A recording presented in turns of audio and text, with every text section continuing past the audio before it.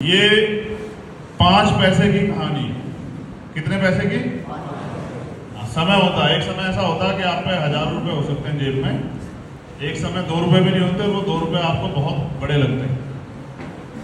एक बार साहब काशीराम जी से पूछा गया था कि भाई आपके लिए सबसे सस्ती सवारी कौन सी और सबसे महंगी सवारी कौन सी, तो उन्होंने कहा सबसे सस्ती सवारी मेरे लिए हेलीकॉप्टर की। बस मुझे ऑर्डर करना होता है कि मुझे भाई लखनऊ जाना है तो लखनऊ की चला जाता हूँ, थोड़ी देर में कहता हूँ कि मुझे पंजाब जाना तो पंजाब ले जाता है। लेकिन एक समय वो भी था कि मेरे पास साइकिल के पंचर के पैसे भी नहीं थे, तो मेरे लिए सबसे जो महंगी सवारी थी उस समय वो साइकिल की थी। लेकिन आज के परिदृश्य में सबसे सस्ती सवारी वो जो है वो हेलीकॉप्टर। बड़े तार्किक थे साहब, क्योंकि संघर्ष किया है, उनके जीवन में बड़ा लंबा संघर्ष है, तो इस वजह से एक उनसे जुड़ी कहानी आपको सुना रहा हूं। मुझे बड़ा इंटरेस्ट आता है कहानी पढ़ने में, पुराने महापुरुषों का जो संघर्ष है ना, अच्छा होता है। वो पहला ही कार्यक्रम होगा। उस समय में रेलवे मेल सर्विस अर्थात आरएमएस में नौकरी करता था। नौकरी के लिए मुझे रोज पूना से मुंबई जाना पड़ता था। काशीराम जी मेरे साथ मुंबई आया जाया करते थे। उस समय आरएमएस का लाल डिब्बा हमारा छोटा सा कार्यालय बन गया था। चलते ट्रेन में संगठन को बढ़ाने के लिए हमारी योजनाएं बनती रहती थी। काशीराम जी के पास पूना मुंबई का रेल पास था। दोनों अपनी साइकिल से पूना रेलवे स्टेशन पर जाया करते थे।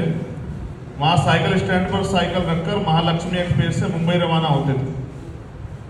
महालक्ष्मी एक्सप्रेस पुणे से सुबह 7:30 बजे निकलती थी और दोपहर 12:05 पर मुंबई पहुंचती थी।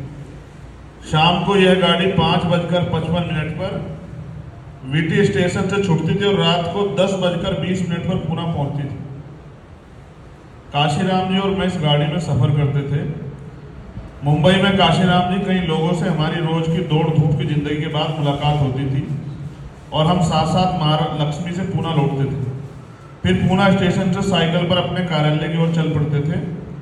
रास्ते में किसी होटल में रुककर खाना खाते थे और फिर अपने कार्यालय जाकर तिरपाल बिछाकर सो जाते थे। आज मैं उस दिन को याद करता हूँ। मुंबई से मैं और काशीराम जी महालक्ष्मी ट्रेन से पुणे आए। रात 10:30 बजे अपनी अपनी साइकिल निकालकर हम स्टेशन से बाहर आए। हमारा कार्यालय स्टेशन से 15-20 मिनट की दूरी पर था। बातें करते हुए पैदल ही चल रहे थे। हमें हमेशा स्टेशन के पास के वंदना होटल में खाना खाते थे। यहाँ खाना सस्ता मिलता था। आज मेरी जेब में पैसे नहीं थे, सो मैंने सोचा कि काशीराम जी के पास पैसे होंगे और हम खाना खा लेंगे। मगर वंदना होटल के सामने से गुजरने पर भी काशीराम जी नहीं रुके। मैंने सोचा आज उनका मटन खाने का मूड होगा, सो न्यूयॉर्क होटल में जाना होगा। काशीराम जी को मटन की डिश बहुत पसंद थी। वह मटन की डिश लजीज मिलती थी और मटन के पीसेज भी ज़्यादा मिलते थे। न्यूयॉर्क होटल के सामने से गुजरते हुए काशीराम जी ने मेरी ओर देखा और मैंने उनकी ओर देखा, मगर दोनों में से कोई नहीं रुका। मेरे मन ही मन ये समझ आया कि काशीराम जी के पास पैसे नहीं, और काशीराम जी भी समझ गए कि मेरी जेब खाली। हमने एक दूसरे कुछ नहीं कहा और कार्यालय लौटे। उस दिन केवल पानी पीकर हम सो गए। दूसरे दिन मेरी छुट्टी थी, मगर काशीराम जी को कार्यकर्ताओं की बैठक के लिए मुंबई जाना था। सुबह वे तैयार हो गए। आज छुट्टी का दिन के होने के कारण मैं आराम से सो रहा था। आटे में चलता हूं, अपनी छोटी सी अटैची लेकर बाहर जाते हुए काशीराम साहब ने कहा,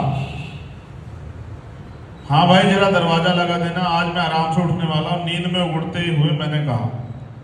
दरवाजा लगाकर काशीराम जी चले गए। अभी 5 मिनट भी नहीं हुई थी, दरवाजा खोलकर काशीराम वापस लौटे।